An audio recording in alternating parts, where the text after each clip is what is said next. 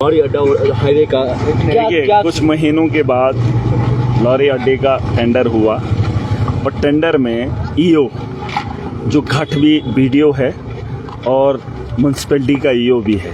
7 दिन के लिए जब उसको मौका मिला था एक ब्लॉक के अंदर, उसने 20 से 40 लाख जो है पेमेंट निकाल दी। चोर लोग थे, गुंडे मवाली थे, उनकी पेमेंट निकाल दी और वहां से उठ के भाग गया। एक दूसरी बात, जब इसको टेंडर निकालना था तो टेंडर में ये साफ करना था नेशनल हाईवे पे म्यूनसिपैलिटी के लोग वसूली नहीं कर सकते हैं। नेशनल हाईवे पे इन लोगों को बताया गया है कि आप गाड़ियों से पैसा ले लीजिए। जब कानून बना है पूरे हिंदुस्तान के अंदर, म्यूनसिपैलिटी एरिया अपने इहाते में पैसा लेगी, न कि नेशनल हाईवे पे। हम टोल टैक्स भी भरेंगे, नेशनल हाईवे पे एजेंटों को के पैसे भी, उनकी जेबों को भी भरेंगे। और वो जो है एक पहले ईओ था, उसको गाड़ी गिफ्ट कर दी।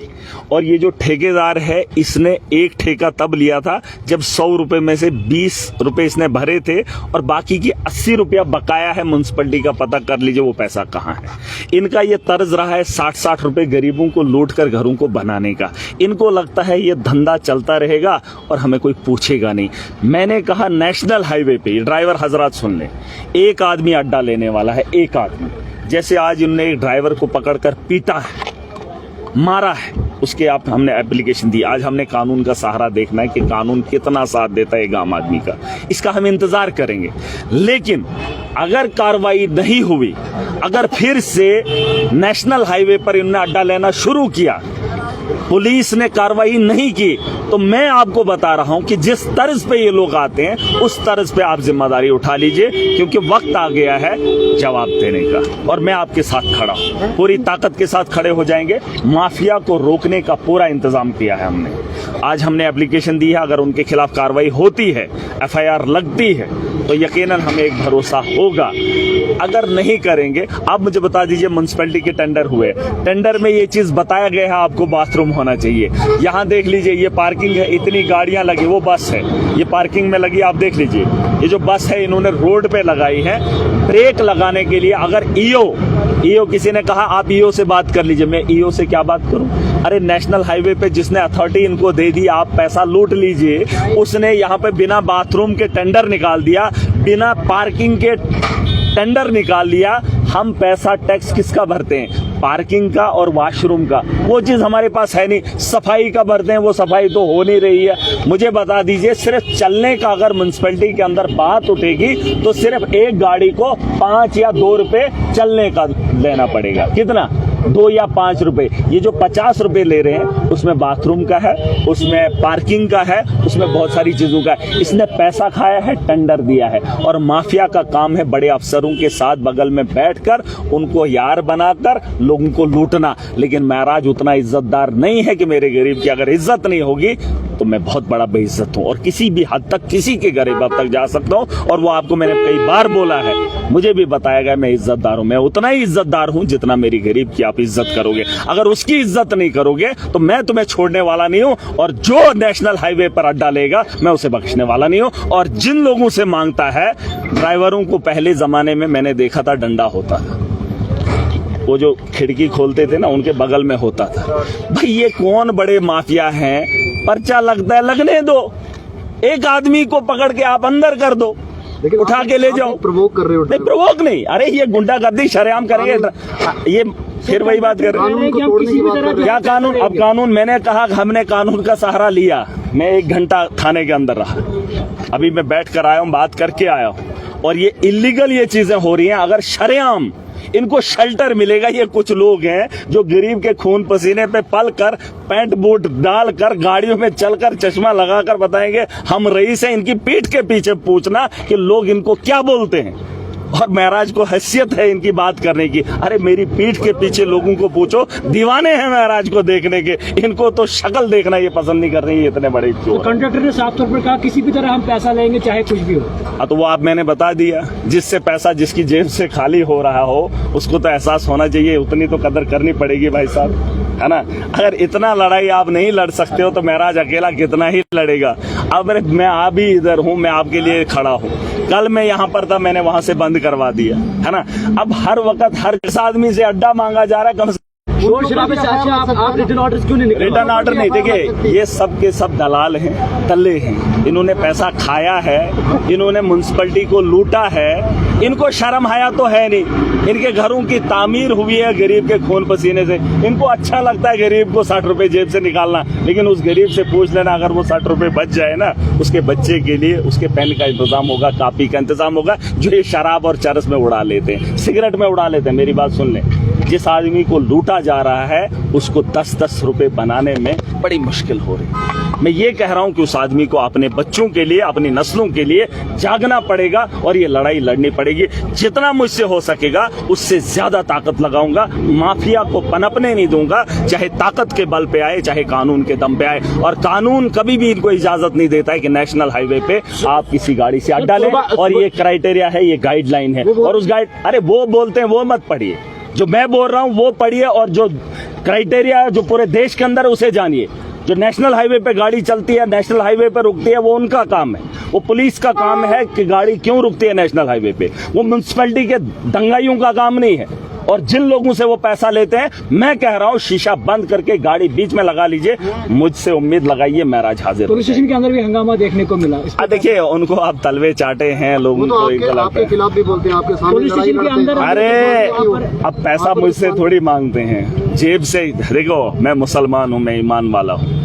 अगर गरीब कोई खाना खा रहा है ना, वो निवाला अपने मुंह में ले रहा है।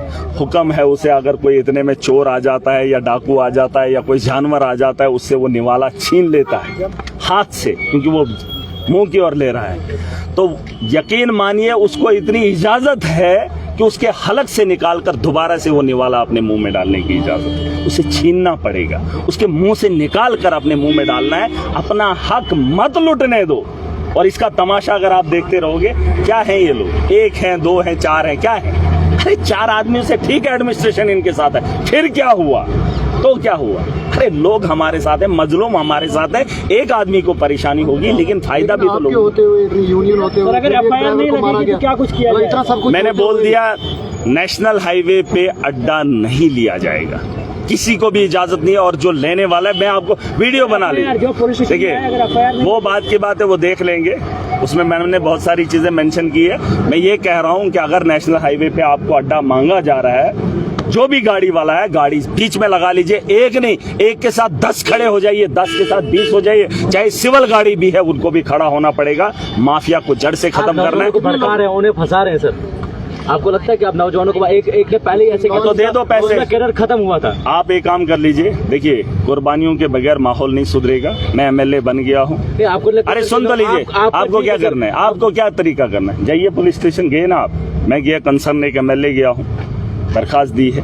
अब देखेंगे कानून क्या करता है, देखेंगे ना। वही तो मैंने कहा, मैंने तो स्टार्टिंग में कहा कानून का सहारा लिया है, देखेंगे कानून किस हद तक जा सकता। अगर सुन लीजिए, अगर कानून और एडमिनिस्ट्रेशन इनको फिर से चंदा वसूलने के लिए नेशनल हाईवे पे अलो करेगी, तो आपको क्या लगता है मैं इनको धंधा करने दूंगा? और आप बोल रहे हैं प्रवोक करें, फिर लुटने दो। अरे ये इज्जत ही है तो जो आपके जेब में से निकाली जा रही है। बात इज्जत की वो नहीं है कि आपकी इज्जत लूटी जाती है, आपकी इज्जत वो भी है कि आपकी जेब से कुछ छीना जाता है, आपके बच्चों का निवाला आपसे छीना जाता है। इज्जत का लिहाज वहां पर भी करना है। और मुझे लगता है ये तरीका अच्छा रहेगा, क्योंकि एडमिनिस्ट्रेशन कोऑपरेट कर रही है। ईओ सुन लीजिए, ईओ की मैंने बात कही है, जब उसको 7 दिन के लिए ट्रांसफर हुई थी, वीडियो बना था वो, उसने 7 दिन के अंदर 20-30 लाख की पेमेंट कर दी थी, और वो सारी की सारी फ्रॉड है। उस पर भी कार्रवाई बिठा रहा हूँ, और डीसी साहब को मैं एक चिट्ठी लिखूंगा। और आज वो ईओ बना है, बिना यहाँ म्युनिसिपैलिटी के अंदर कोई चीजें है ही नहीं। मैं कहता हूँ कि 5 रुपए नहीं, 2 ही रुपए बनेगा एक गाड़ी का म्युनिसिपैलिटी में चलने का, क्योंकि उसके अलावा आप देखो सड़कों पे गाड़ियां लगी हैं। ये कौन सा म्युनिसिपैलिटी ने बनाया? ये म्युनिसिपैलिटी के बनाए हुए। अरे म्युनिसिपैलिटी को वो चीजें बनानी है जहाँ पे पार्किंग होगी। अभी अड्डा बना ही नहीं है, अड्डा लिया जा रहा है। सफाई हो नहीं रही है तो सफाई के पैसे ले रहे हैं। अरे किसी चीज का तो पैसा, अड्डा क्या है?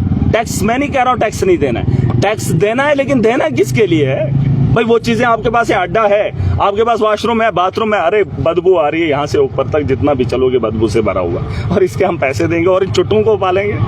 अरे चुट्टों को पालना थोड़ी है, फिर इनकी डैल देखना, फिर वो सुबह एक एक्सीडेंट हुआ, वहाँ पर भी कॉन्ट्रैक्टर्स की जो है ये सिचुएशन हुई है। देखिए आपको याद होगा, मैं MLA, सुन लीजिए, मैं MLA जब बना था तो उसके फौरन बाद मैंने कुछ मीटिंग्स ली थी। मैंने SC को बोला था, मैंने कहा था कच्ची नालियां RNB के यहाँ पर जो एक्सेन है उनको भी मैंने बोला था, हर आदमी को मैंने बोला बोला था आप कच्ची नालियाँ निकाल लीजिए। ये जो हादसा ये तो होना था, ये तो एक अलग बात है, लेकिन हम एहतियात भी कर सकते थे। एडमिनिस्ट्रेशन की जिम्मेदारी थी, मैंने उनको बताया था आप कच्ची नाली निकालिए, आप पक्की नहीं कर सकते लेकिन कच्ची। वहाँ पे जो मिट्टी आई है, चिकनी मिट्टी, क्योंकि जब बारिश पहाड़ों पे गिरती है तो जब वो पानी चलता है तो पानी के साथ जो जर्रे आते हैं वो बड़े बारीक होते हैं, और जब वो जमीन पर रुक जाते हैं तो वो इतने फिसलन होते हैं कि आप क्या कोई भी आदमी उससे फिसल कर गिर सकता है, क्योंकि फिसलन वाला होता है, क्योंकि छोटे छोटे जर्रे आते हैं और वो बहुत मुलायम होते हैं, इतने मुलायम होते हैं कि कोई भी सड़क का हादसा या कोई भी इंसान उसका शिकार हो सकता है। आपने देखा होगा जब बारिश का पानी चलता है तो वो जो बीच में वो जो मिट्टी के ढेर लगते हैं वो बड़े बारीक होते हैं, पर ये पहाड़ों से होकर जब आता है वहाँ पे नाली ना होने की वजह से वहाँ पे जब मिट्टी जमा हुई तो फिसलन हुआ, तो यकीनन उसका भी शिकार हुआ। तो यही बातें हैं, आपको जागना पड़ेगा और सबकी जिम्मेदारी। कल आपकी जिम्मेदारी, मैं आपको ये काम दे रहा हूँ कि नेशनल हाईवे पे आप चले जाइएगा, सुबह भी, दोपहर को भी और शाम को भी एक रिपोर्टिंग करेंगे। मुझे वहाँ से बताएंगे कि यहाँ पे चार्जेस लिए जा रहे हैं कि नहीं। अगर लिए जा रहे होंगे महाराज आपको दिखेगा वहाँ पे। सर, इस मामले में कुछ भी नहीं हुआ तो फर्दर क्या कुछ कदम लिया जाए? देखिए आपकी जिम्मेदारी है, कुछ जिम्मेदारियां आप उठा लीजिए, वहाँ पे वीडियो जाकर बना लीजिए। देखिए ये आपकी जिम्मेदारी है, आपको मैं काम बता रहा हूँ। आप सुबह जाएंगे, वहाँ पर देखेंगे, अगर पैसा ले रहा है वीडियो बनाएंगे और उससे आप पूछेंगे ये नेशनल हाईवे आप पैसा क्यों ले रहे हैं। और उन नौजवानों को भी जो लोग काम करने वाले वो मजदूरी करके इन लोगों को पालेंगे हैं, और आपका भी फर्ज बनता है आप भी थोड़ा हिस्सेदारी डाल दीजिए, हम भी डालेंगे, और आप देखेंगे अड्डे क्या सब कुछ बंद कर देंगे। जो है फायर हुई है, अभी हुई नहीं है, एप्लीकेशन दी है फर्स्ट कुछ लोग प्रोवोक करने गए बाहर से, क्या कुछ लोग प्रोवोक करने वहाँ से बाहर गए, जिसके बाद ये हंगामा हुआ। सर आपको वो चीजें नहीं, जो भी होगा बेहतर होगा। ये डिस्ट्रिक्ट मेरा है, ये किसी के बाप की जागीर तो है नहीं, माफिया को हम पनपने देंगे नहीं। जो माफिया खुद को मानता है और कुछ लोगों का सहारा लेके यहाँ पे चलना चाहता है, महाराज उसको छोड़ने वाला नहीं है। कुछ लोगों को लगता था ये कुछ नहीं है, ये कुछ नहीं है, बनते बनते देखते देखते मैं MLA बन गया। आगे चुनाव होंगे महाराज को आप और कहीं देखेंगे और तुम्हारा जो ये सिक्का है ना, ये सारा सुबड़ा साफ होगा। वक्त किसी का गुलाम नहीं है, जिंदा रहा तो ये माफिया आपको दिखेगा नहीं, और ये जो गुंडागर्दी है इसको महाराज बख्शेगा नहीं। और इन लोगों को लगता है बड़े लोगों के साथ याराना रखेंगे, गरीबों को लूटेंगे, उस मिट्टी का महाराज बना नहीं है। तुम्हारी ये खाम ख्याली, गरीब को लूटना किसी को इजाज़त नहीं है, मैं इजाज़त किसी को नहीं। Thank you sir. MLA डोडा महराज मलिक जो हैं, जो इस वक्त पुलिस स्टेशन डोडा में थे, उन्होंने देखा क्या कुछ कहा। जिस तरह पुलडोडा हंगामा हुआ और पुलडोडा एक ड्राइवर को मार पिटाई हुई, उस विषय पे यहाँ पे पुलिस स्टेशन में आए और उसके खिलाफ FIR भी दर्ज हुआ। मज़ीद क्या कुछ रहेगा अपडेट देखते रहिए JK स्टेट न्यूज़।